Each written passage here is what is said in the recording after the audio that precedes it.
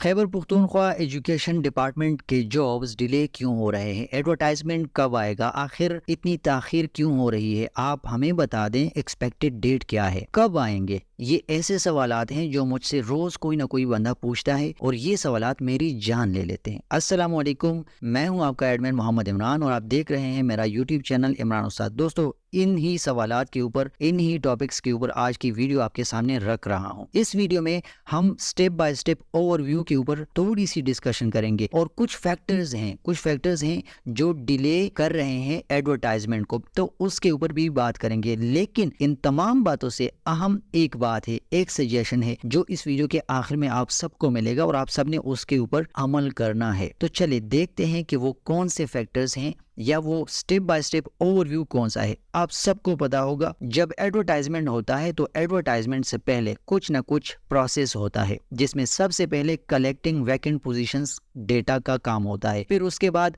High level discussion, proposals होते हैं approval के लिए, ठीक है जी। फंड्स की अलोकेशन होती है, फाइनल अप्रूवल सीएम साहब से मिलता है, वगैरह वगैरह। और फिर उसके बाद कहीं जाके हमें एडवर्टाइजमेंट या अनाउंसमेंट मिलता है कि भाई आप लोग अप्लाई कर लो, इतने इतने वैकेंट पोजीशंस हैं, जल्दी से अप्लाई कर लो, ये लास्ट डेट है, वगैरह वगैरह। तो ये थे वो सारे स्टेप्स। अब इन स्टेप्स के ऊपर, हर एक स्टेप के ऊपर यहाँ पर मैंने कुछ बात की हुई है, लेकिन मैंने कम से कम पहले स्लाइड में इन चीजों को क्लियर कर लिया है। वैकेंट पोजीशंस डेटा की कलेक्शन होती है, ये काम तकरीबन 2 दफा हो चुका है। तो मेरे ख्याल में, मेरी नजर में इस वाले स्टेप को अब डिपार्टमेंट शायद ना दोहराए। अगर वैकेंट पोजीशंस के अंदर कुछ चेंजेस हैं तो डिपार्टमेंट इस चीज को छेड़ सकता है, इस चीज के ऊपर वो बात कर सकता है, फिर से डेटा कलेक्ट कर सकता है। मेरी मालूमात के मुताबिक एक बंदे ने मुझे बताया था कि कुछ डीओ ऑफिसेज ऐसे हैं जहां पर वैकेंट पोजीशंस का डेटा स्टिल क्लियर नहीं है। तो लेट्स सी कि क्या होता है।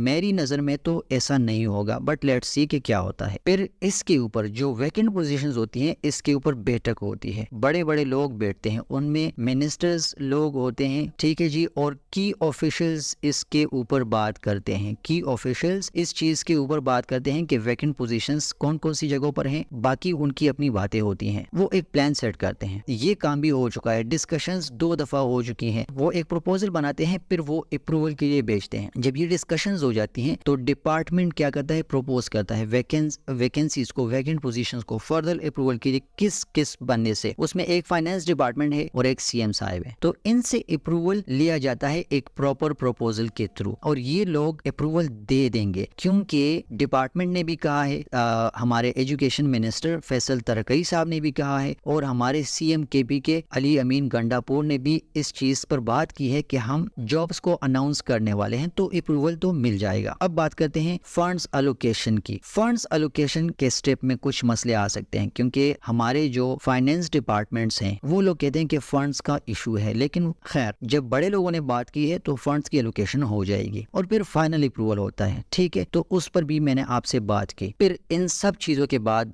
जॉब्स की अनाउंसमेंट होती है। अब आप सोचेंगे कि यार ये इमरान उस्ताद तो हमें किससे सुना रहा है, ये बातें क्यों कर रहा हूँ, क्योंकि ये बातें टाइम लेती हैं। अब आप कहेंगे कि 2 साल से 3 साल से ये टाइम ले रही है, तो आप ये भी सोचे कि 2 सालों में हमारी गवर्नमेंट स्टेबल थी या नहीं थी? स्टेबल नहीं थी, गवर्नमेंट बिल्कुल स्टेबल ही नहीं थी, ठीक है। मसले अभी तक हैं, मसले चल रहे हैं, तो इस वजह से ये फैक्टर्स हैं जिसकी वजह से जॉब्स डिले आ रहा है। अब एक एडिशनल फैक्टर है, एक एक्स्ट्रा हमारा दर्द सर है जो अभी भी टाइम लेगा। ईटा सिस्टम ट्रांसफॉर्मेशन। ईटा जा रहा है पेपर बेस्ड एग्जाम सिस्टम को छोड़कर, पेपर बेस्ड एग्जाम सिस्टम को छोड़कर वो जा रहा है कंप्यूटर बेस्ड एग्जाम सिस्टम के ऊपर खुद को ट्रांसफॉर्म कर रहा है। और ये इतना अच्छा इकदाम है, इतना अच्छा प्रोसेस है, ये आप इसकी जितनी तारीफ करें कम होगी, क्योंकि इस चीज की वजह से, कंप्यूटर बेस्ड एग्जामिनेशन की वजह से आपको क्या मिलेगा? आपको शफाफियत, ट्रांसपेरेंसी मिलेगी, ठीक है जी। इसके अलावा आपको कोई करप्शन वगैरह का इशू नहीं होगा। तो ईटा जब इस सिस्टम को ट्रांसफॉर्म कर रहा है तो आप ये अंदाजा लगाएं कि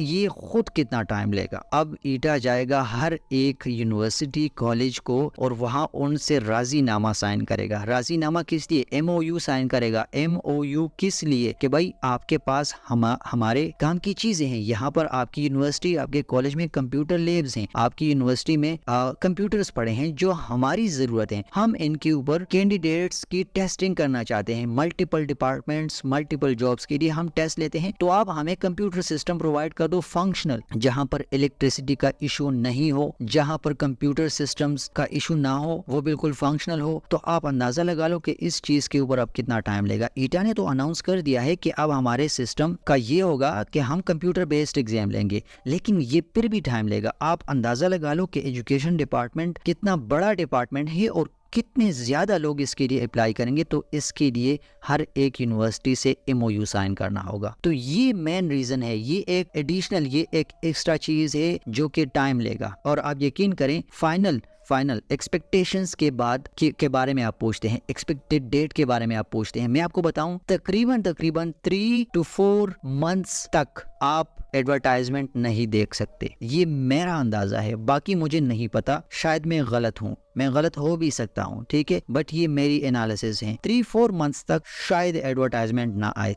तो अब आपने मायूस नहीं होना कि बस एडवर्टाइजमेंट तो बहुत लेट है, नहीं, 3-4 मंथ्स ऐसे करके गुजर जाएंगे। मैं चाहता हूँ आप इस वीडियो से इस चीज पर फोकस कर लो। आप इस पेरेंट्स हैं, ठीक है, आप ये काम कर लो कि इन डिलेज को बिल्कुल छोड़ दो, इन डिलेज की बात छोड़ दो। आप ये क्वेश्चन छोड़ दो कि एडवर्टाइजमेंट कब आएगा। होने को एडवर्टाइजमेंट हो जाएगा। आपके लिए क्रूशल, आपके लिए इंपॉर्टेंट चीज क्या है? Not to pause your studies. अक्सर लोगों ने ये काम चालू कर दिया है। मुझे मैसेजेस आते हैं आपके कि सर हमारी मायूसी बढ़ चुकी है, हम स्टडी नहीं करेंगे, हम नहीं पढ़ेंगे।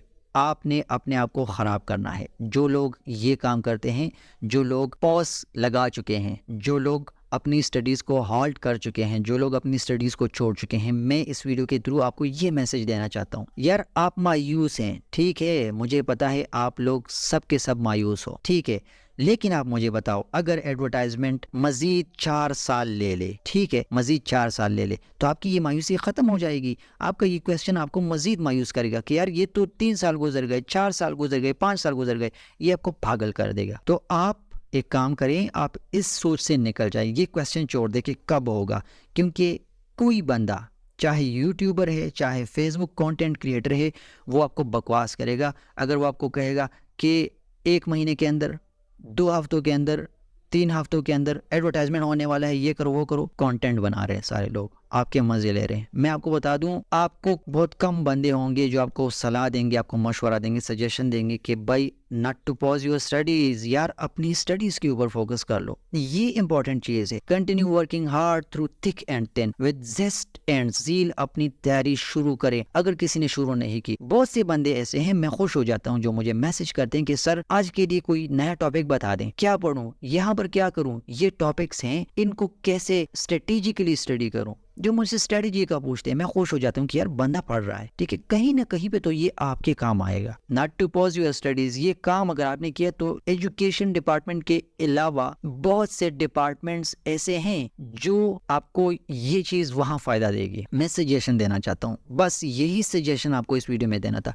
एक्सपेक्टेशंस को भी छोड़ दे, क्योंकि great expectations will kill you. अगर आप अंदाजे, आप तमा लगाएंगे, तमा लगा के बैठ जाएंगे, तो ये तमा इंसान को हलाक कर देती है, ठीक है। आप कोशिश करें, कोई साइड हासिल ढूंढ ले, कोई जॉब्स करें, प्राइवेट जॉब्स करें, ऑनलाइन कुछ करें, लेकिन साथ में अपनी स्टडीज़ को प्रॉपरली अरेंज फॉर्मेट के साथ स्टडीज़ को जारी रखें। एडवर्टाइजमेंट होने को होगा, क्योंकि देखें, पहले एजुकेशन मिनिस्टर साहब ने ये बात की, अब CM साहब ने ख़ुद एक फंक्शन में बात की, और बाकी DO साहिबान ने भी इस चीज़ के ऊपर बात की है। मैंने ख़ुद अपने SDO साहिब से पूछा था, तो उन्होंने कहा था कि जल्द अनाउंसमेंट होगी। अब ये जल्द आपको, आई नो कि इट किल्स यू, बट इस चीज़ को बस बर्दाश्त करना है।